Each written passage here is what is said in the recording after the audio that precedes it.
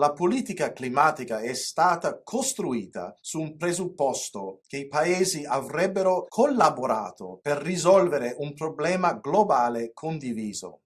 Ma oggi il mondo appare molto diverso. Le tensioni commerciali sono in aumento. I governi stanno spendendo di più per la difesa.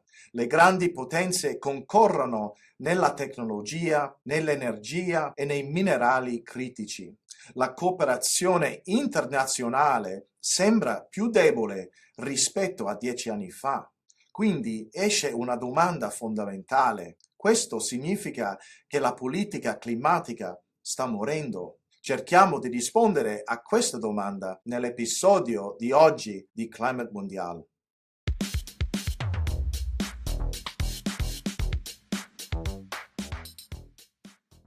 La politica climatica addirittura sta morendo. Allora non ci credo. Lasciatemi spiegare il perché. Ciò che sta finendo non è la politica climatica in se stesso, ma un modello più storico di politica climatica, che dipendeva fortemente dall'idea di una cooperazione internazionale sempre più profonda. Sta emergendo un nuovo modello. I paesi continuano a perseguire obiettivi climatici, ma lo fanno sempre più attraverso la lente della competitività, della politica industriale, della sicurezza energetica e dell'interesse nazionale. Lo vediamo negli Stati Uniti, dove il sostegno alle tecnologie pulite viene spesso giustificato in termini di fabbricazione e concorrenza strategica.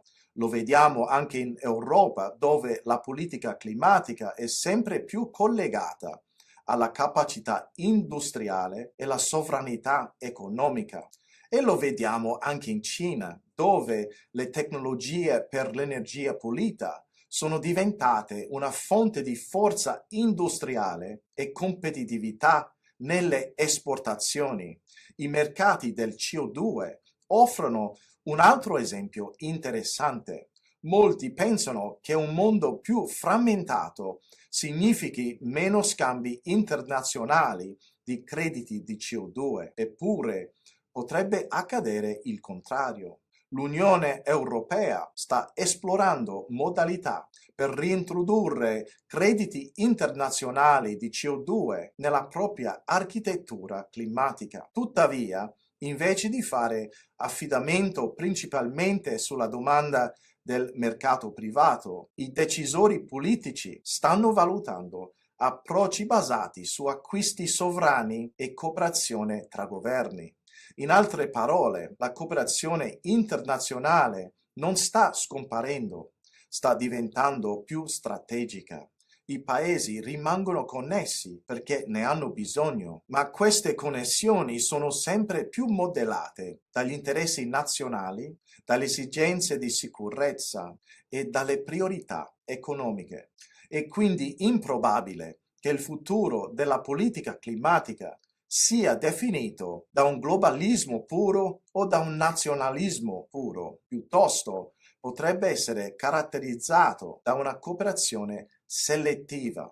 I paesi concorrono in alcuni ambiti, collaborano in altri e costruiscono reti capaci di promuovere sia gli obiettivi climatici sia gli interessi nazionali. Il risultato potrebbe essere un mondo più conflittuale rispetto al passato, ma anche più pragmatico. La politica climatica non sta scomparendo, si sta adattando ad una nuova realtà geopolitica. E comprendere questo cambiamento potrebbe essere una delle questioni più importanti della politica climatica di questo decennio.